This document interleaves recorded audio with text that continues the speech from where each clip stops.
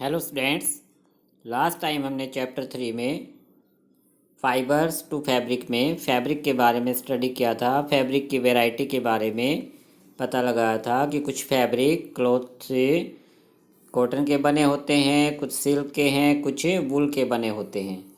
आपने इसको ज़रूर रिवाइज़ किया होगा। अगर रिवाइज़ नहीं किया है तो इसको ज़रूर रिवाइज़ करना है, क्योंकि स्टूडेंट्स चैप्टर को जितना ज़्यादा बार रिवाइज़ करोगे, पढ़ोगे, उसे अच्छे से समझोगे, तो एक्सरसाइज लर्न करना उतना ही हमारे लिए इजी हो जाएगा। इसके लिए हमने एक्टिविटी 2 की थी, जिसमें हमने यार्न के बारे में सीखा था कि क्लॉथ से जो फैब्रिक है वो यार्न से बने होते हैं।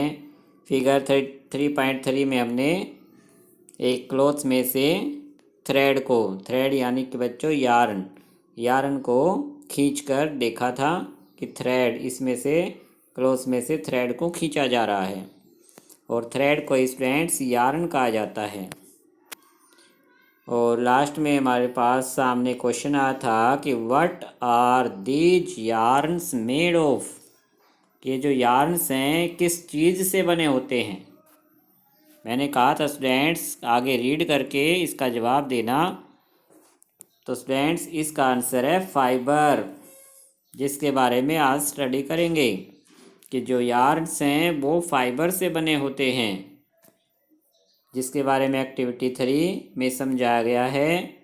Take out a yarn from a piece of cotton fabric, place this piece of yarn on the table, now press one end of the yarn with your thumb, scratch the other end of the yarn along its length with your nail and shown in figure 3.4.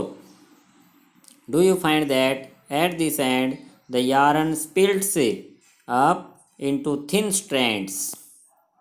Spilt हो जाना यानी divide हो जाना, thin strands में पतले पतले धागों में डिवाइड हो जाता है।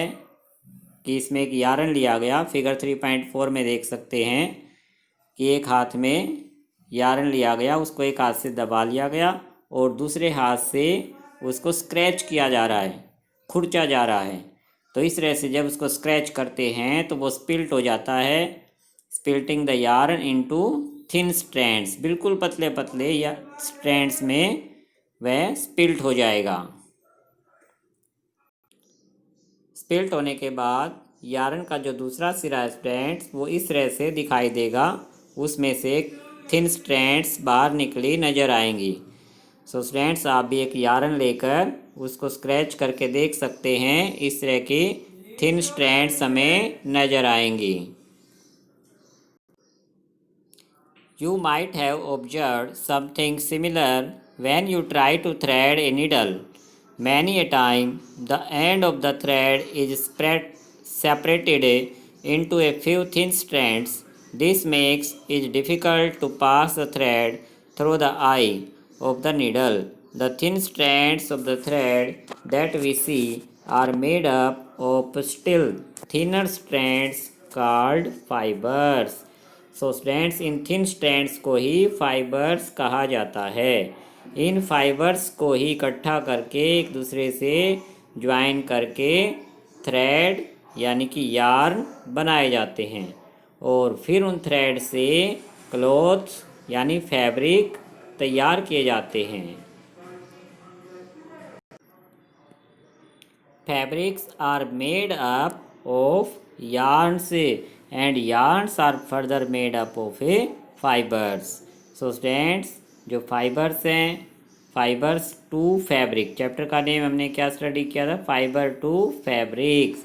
लेकिन इन दोनों के बीच में यार्न नाम का एक कंपोनेंट भी आता है कि सो स्टूडेंट्स फाइबर से यार्न बनाए जाते हैं, फाइबर से यार्न बनेंगे और उन यार्न से फिर फैब्रिक तैयार किए जाते हैं।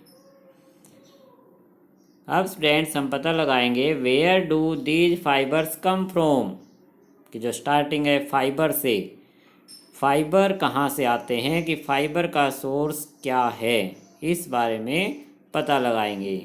The fibres of some fabrics such as cotton, jute, silk and wool are obtained from plants and animal. तो ये इसका आंसर हुआ स्टूडेंट्स। प्लांट एनिमल इन दोनों चीज़ों से हमें कॉटन, जूट, सिल्क, वुल इस तरह के फाइबर्स मिलते हैं।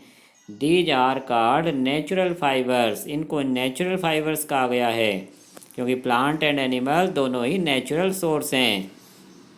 Cotton and jute are examples of fibres obtained from plants, कि इनमें से कॉटन, जूट प्लांट से मिलने वाले फाइबर हैं। Wool and silk fibre are obtained from animal, जो कि वुल और सिल्क एनिमल से मिलने वाले फाइबर्स हैं। Wool is obtained from the fleece of sheep और गोट, कि जो वुल हमें शिप की फ्लीस यानी उसके हेयर से मिलती है, गोट के हेयर से वुल फाइबर ऑब्टेन होता है। It is also obtained from the hair of rabbits, yak and camels. Silk fibre is drawn from the cocoon of silkworm. तो इस तरह से स्टूडेंट्स ये जो फाइबर्स हैं, वुल फाइबर फ्लीस से मिला, शिप या गोट, रैबिट या कैमल, इनका जो हेयर होते हैं उन हेयर से वुल फाइबर बनाया जाता है। इसके अलावा जो सिल्क फाइबर है वो एक सिल्क वॉर्म नाम का इंसेक्ट होता है, वह सिल्क फाइबर का एक कोकून बना देता है। इस तरह का कोकून होता है, लपेट देता है डोरी को, इसे कोकून कहा जाता है। तो ये सिल्क फाइबर हमें सिल्क वॉर्म से मिलता है। For thousands of years, natural fibers were the only ones available for making fabrics. In the last 100 years or so, fibers are also made from chemical.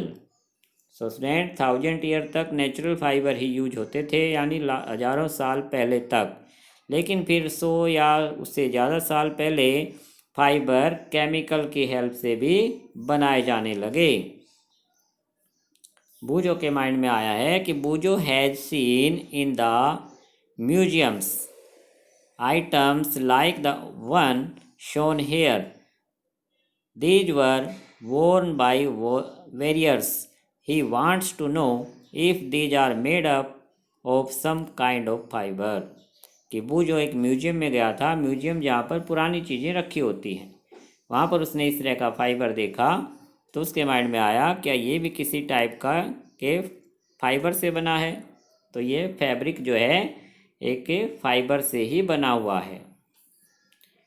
So students, chemical substance से भी आजकल fibre बनते हैं, which are not obtained from plant animal source, और ये chemical हमें plant animal से नहीं मिल रही, इसलिए these are called synthetic fibres. तो इन फाइबर को स्टूडेंट सिंथेटिक फाइबर कहा जाता है। Some example of synthetic fibres are polyester, nylon and acrylic. जो सिंथेटिक फाइबर्स के नेम है पोलिस्टर, नायलॉन, एक्रिलिक। इसके अलावा और भी होते हैं, लेकिन कुछ एग्जाम्पल आपको ये याद रखने हैं। सो स्टूडेंट्स, आज हमने जो स्टडी किया फाइबर्स के बारे में, उनकी टाइप पता लगी हमें, किस किस टाइप के फाइबर होते हैं, natural and synthetic fibre. Natural fibres में कौन कौन से पढ़े हमने, कॉटन, जूट, सिल्क एंड वुल, ये हमारे नेचुरल फाइबर्स होते हैं। और सिंथेटिक फाइबर्स में कौन से हैं, पॉलिस्टर, नायलॉन एंड एक्रिलिक। तो जितना आज हमने रीड किया है उसको एक बार रिवाइज करना और आगे रीड करना है पैराग्राफ 3.3 सम प्लांट फाइबर्स के बारे में रीड कर लेना है। Okay student, thank you.